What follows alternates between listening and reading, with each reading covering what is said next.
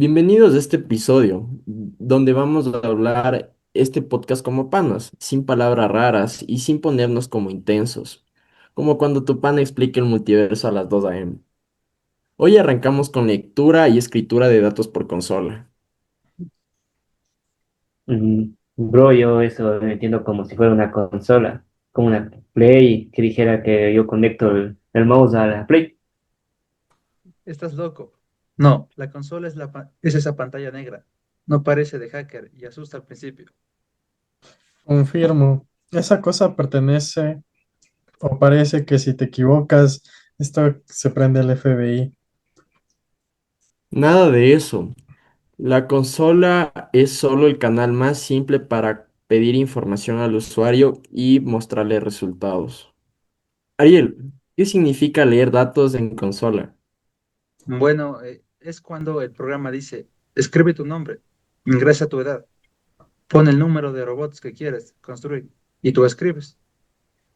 O sea que es como ingresar, registrarte en Facebook, pones tu nombre, pero versión humilde. Entonces el programa se escucha lo que uno escribe, fácil. Exacto. Sin eso tu programa sería como... Exacto. Sin eso tu programa sería como Dani sin comida. No responde, no colabora, se queda ahí mirando la pared. Yo mismo como, pero sí es verdad. Eso es simplemente mostrar texto. Hola usuario, el resultado es error, gracias por participar, etcétera. Literalmente, la compu está hablando contigo. Entonces esto es como chatear, pero con un programa. Pero triste porque solo responde lo que tú le programas. Sí, es como hablar con tu ex, solo dices lo que ya espera. Ya. Kevin, ¿por qué es importante? ¿Y por qué es importante?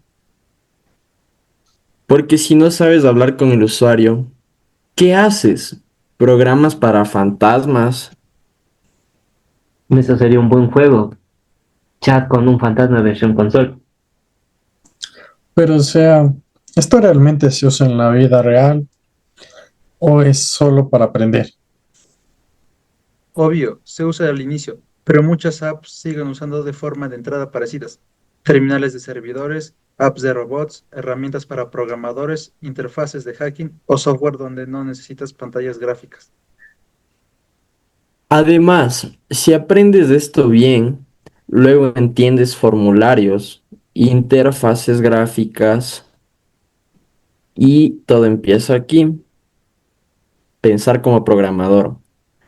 Cuando lees datos, tienes que pensar, ¿qué tipo de información me va a dar el usuario? Y si escribes algo mal, ¿qué hago con eso luego? Eso te entrena. Si pides edad y el pana escribe 20 tacos, el programa explota si no gestionas bien. Como cuando le dije a mi compa que metiera agua destilada a la PC, casi llora. ¿Qué hiciste qué? Relájate, solo era una broma. Escribir malos mensajes, no pedir al usuario lo que realmente necesita, pensar que la gente va a escribir todo perfecto, son errores típicos. Es como cuando haces una encuesta y preguntas, ¿cuántos años tienes? Y te ponen sí. Se le presenta. Un ejemplo, imagina esto como una conversación. El programa diría, hola, ¿cómo te llamas? Tú responderías, un ejemplo, Leo. El programa te lee, hola, Leo, ¿cómo estás? Eso es input y más output. Ya, ahora vamos con los tips. Toca dar mensajes claros, no asustar al usuario, valida lo que te escriben, colocar mensajes amigables, no cosas como error fatal del sistema. A menos que sea para asustar a tu primo, ahí sí sirve. El cierre. Lectura y escritura en consola es el hola mundo real. Hablar con tu programa sin esto, nada más existe. Es como en Minecraft, el primer cuarto es sencillo pero necesario.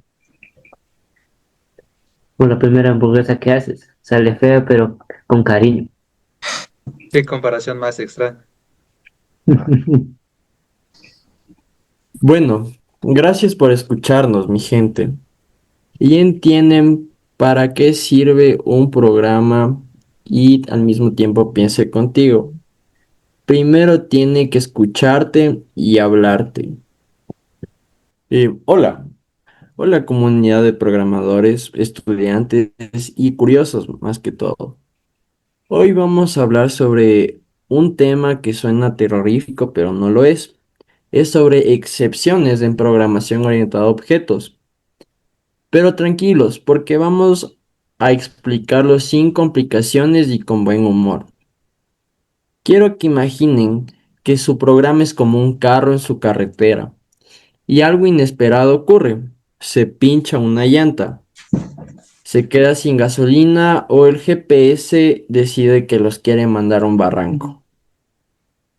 ¿Te detienes y abandonas el viaje para siempre? Claro que no.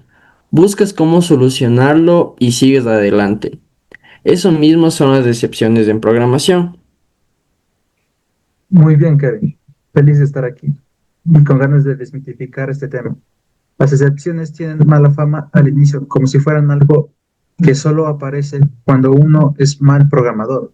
Y no, para nada. Las excepciones son parte natural de la ejecución del software. Mira, en la vida real no existe un escenario perfecto donde todo sale bien. En la programación para exactamente igual. Hay situaciones imprevistas, datos inesperados, archivos que no se encuentran, conexiones que fallan, y el programa necesita una forma elegante y organizada de responder a eso. Eso es una excepción, una manera de que el sistema diga, oye, algo no está dentro del plan normal, hazte cargo. Y ojo, cuando uno empieza a programar, cualquier error te hace sentir como si hubieras roto internet. Yo cuando primer crash que pensé que tenía que reinstalar todo el sistema, luego descubrí que era solo un dato mal recibido y me sentí como si hubiera sobrevivido al apocalipsis sin motivo. Pero aprendí algo importante, las excepciones son como señales de tráfico. No están para molestar, sino para advertirte y mantener el orden. El problema es que al inicio ves esa señal roja, tu monitor lleno de mensajes y dice, bueno, fue bonito mientras duró mi sueño de ser programador. Literalmente yo vi un mensaje raro y ya quería cerrar todo. Una vez me salió un mensaje con palabras que jamás había escuchado y mi primera reacción fue pensar, ok, mi computadora se va a apagar para siempre. Ahora ya que estoy aprendiendo más, me doy cuenta de que a pesar de lo peor que pueda pasar, no es el error, sino que yo no entiendo qué hacer con él. Las excepciones son como las alarmas, no te están atacando, solo te están avisando que algo no salió como se esperaba. Pero sí, el inicio asusta, y mucho. Muy buena introducción de todos. Ahora vamos al centro del tema. ¿Qué es una excepción en Po? Ariel, dale con la explicación magistral. Ok, piensa en una excepción como una interrupción controlada del flujo normal de un programa.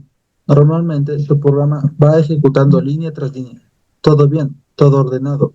Pero si ocurre algo inesperado, algo que la computadora no sabe manejar automáticamente, ahí surge la excepción. Si un mecanismo para controlarla, si es un mecanismo para controlarla, el programa se detiene. Pero con el buen manejo de excepciones, puedes decirle al programa, si pasa esto inesperado, no te mueras, haz esto otro. Informa al usuario, guarda un registro, limpias los recursos y continúa. Lo bonito en Po es que puedes organizar estas excepciones y jerarquías en jerarquías, entenderlas, personalizarlas y hacer que tu software sea mucho más robusto. Y sí, un buen programador no es quien hace software sin errores. Eso no existe, sino quien sabe anticiparlos y gestionarlos.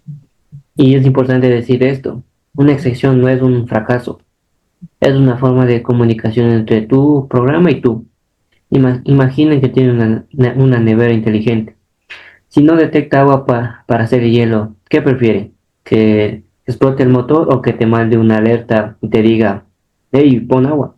Bueno, en programación sin excepciones sería la versión que explota.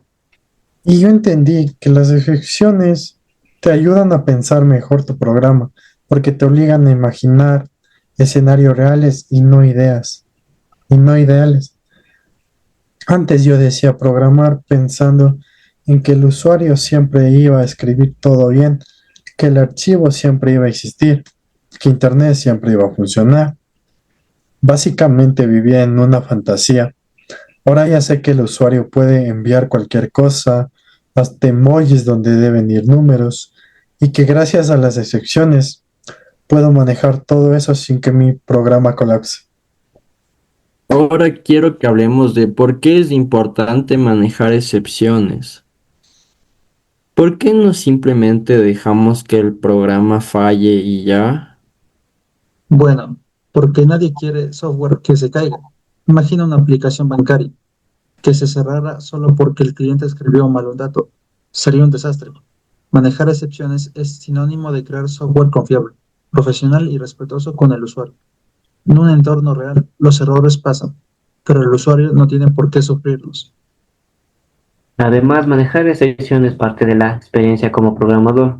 Al principio todos queremos que todo sea perfecto, pero llega un momento donde entiendes que programar no es evitar problemas, sino prepararte para ellos. Un buen software se prueba justo ahí, en cómo reacciona cuando algo que no es aplicable.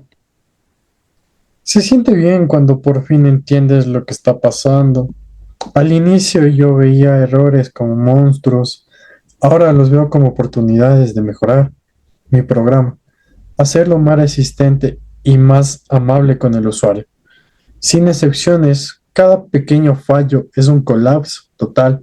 Con excepciones, un fallo es solo una situación controlada. Vamos con malas prácticas. Ariel, ¿qué errores cometen muchos al empezar con excepciones? Bueno, hay bastantes. Vamos con los primeros.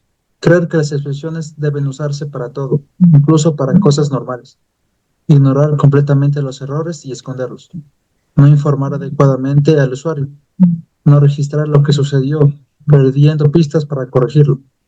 Creer que una excepción es algo que solo ocurre cuando un programa está mal. Y algo clave, hay quienes creen que lanzar muchas excepciones es sinónimo de código elegante. No lo es.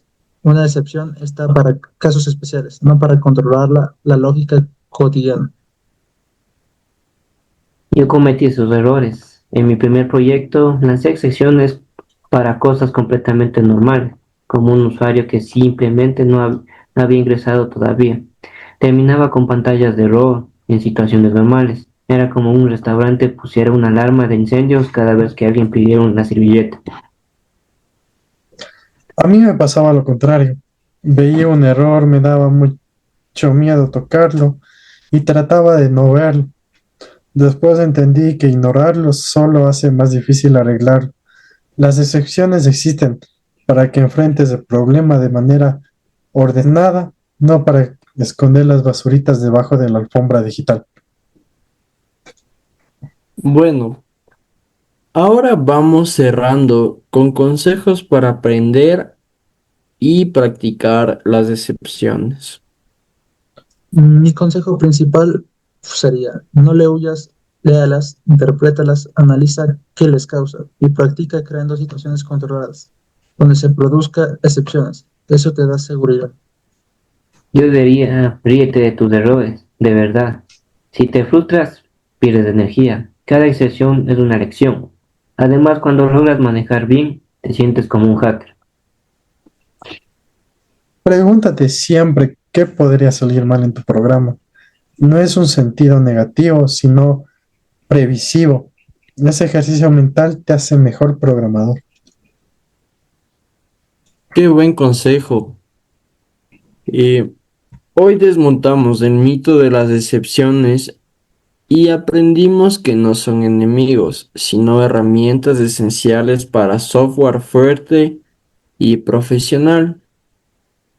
Recuerden que un buen programa no es el que falla, sino el que sabe recuperarse. Nos vemos en el próximo episodio. Hola, bienvenidos a un nuevo episodio sobre nuestro podcast. Hoy hablaremos de programación orientada a objetos. Vamos a hablar de un tema fundamental que acompaña a todo objeto desde el primer instante de su existencia, los constructores. Así es, esas pequeñas funciones que le dan vida a un objeto y lo preparan para funcionar correctamente. Comencemos. Dani, ¿qué es exactamente un constructor? Un constructor es básicamente el ritual de nacimiento de un objeto en programación. Cada vez que creamos o instanciamos una clase, es el constructor que define cómo nace ese objeto, qué valores iniciales tendrá y cómo se prepara para funcionar. Sin un constructor, muchos objetos estarían incompletos o mal configurados, como si recién aparecieran en el mundo sin saber qué hacer. Entonces, es como cuando uno llega a una empresa y lo capacitan antes de empezar a trabajar. Te dan tus herramientas, tu usuario, tu correo y recién ahí puedes hacer tu trabajo. Exacto, excelente comparación. El constructor te entrega lo necesario antes de que empieces a hacer cosas dentro del programa. Y algo muy importante es que, aunque no lo escribamos explícitamente, casi siempre el lenguaje crea un constructor por defecto. Ese constructor vacío simplemente permite que el objeto exista, pero sin darle ninguna configuración especial. Si necesitas que tu objeto tenga información inicial específica, entonces debes definir tu propio constructor. Suena como que sin constructores personalizados, tus objetos podrían terminar como una casa sin muebles. Existen, pero no sirve para mucho. Ariel, ¿te ha pasado eso aprendiendo en Poe? Muchísimas veces. Recuerdo que al principio creaba mis clases y objetos, pero no asignaba valores iniciales. Entonces mis objetos estaban como vacíos y cuando trataba de usarlos, pues no tenía nada. Fue frustrante, hasta que entendí que necesitaba constructores para inicializar los atributos desde el comienzo. Eso es algo muy común cuando uno aprende. A veces pensamos que crear el objeto ya es suficiente, pero si no lo configuramos no tiene identidad ni propósito. El constructor ayuda justo con eso, establecer valores iniciales y dejar el objeto listo para sus tareas. Además, los constructores no solo sirven para asignar valores, también pueden realizar verificaciones, preparar conexiones, preservar memoria o incluso validar reglas. Por ejemplo, si vas a crear un objeto relacionas con fechas, podrías evitar que se construya una fecha inválida dentro del constructor. Interesante. Hay mucha lógica inicial que puede estar dentro del constructor y no solo dar valores. ¿Qué otras características tienen los constructores? Una muy importante es que comparten el mismo nombre que la clase. Eso los distingue claramente de métodos normales. Además, no tiene valores de retorno. Su misión es construir, no devolver algo. Y también existen constructores sobrecargados, lo cual significa que una clase puede tener varios constructores con diferentes parámetros. Es como si un objeto pidiera hacer de distintas formas según la necesidad. Puedes crear uno con datos básicos o uno más complejo con toda la información que necesitas desde el inicio. O sea, es como una persona que puede nacer en un hospital o en una casa o incluso por cesárea o parto natural. Pero al final sigue siendo una persona, solo que el proceso de nacimiento fue distinto. Ja, ja, Sí, ja. sí, suena curioso, pero sí, es una buena manera de verlo. ¿Y qué hay de los constructores vacíos? ¿Siguen siendo útiles? Totalmente. Incluso si no necesitas pasar valores al inicio, un constructor vacío te permite inicializar estados por defecto, como poner contadores a cero o preparar algunos valores predeterminados. Exacto. Muchas veces necesitamos crear el objeto y luego asignarlo ciertas cosas, sobre todo cuando no conocemos toda la información al principio. En ese caso, un constructor es vacío ideal. Tengo una pregunta. ¿El constructor se puede volver a llamar después de ser creado el objeto? No, el constructor se ejecuta solo una vez, cuando nace el objeto. Para cambiar valores después se utilizan métodos o funciones específicas. Si necesitas reiniciar un objeto, normalmente se hace implementando un método especial que reconfigure los valores, no volviéndolo a llamar al constructor. Piensa en el constructor como en el nacimiento. No puede nacer dos veces. Después de nacer, lo que hace es aprender, cambiar, mejorar. Pero el proceso inicial fue único. Ok, eso lo hace mucho más claro. Antes de terminar, ¿qué pasaría si un objeto no tuviera constructor?